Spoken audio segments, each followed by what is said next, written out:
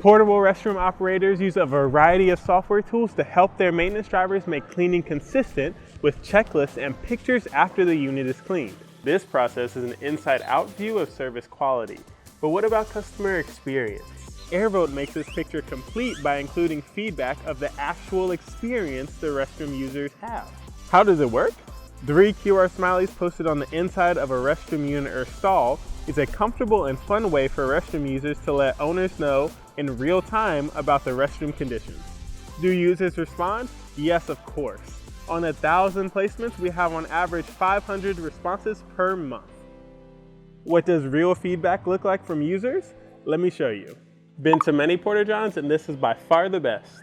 Need hand sanitizer. They haven't cleaned it this week. Cleanest portable restroom ever. Need service, no toilet paper.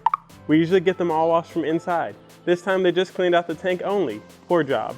Full, hasn't been cleaned all week. Out of toilet paper.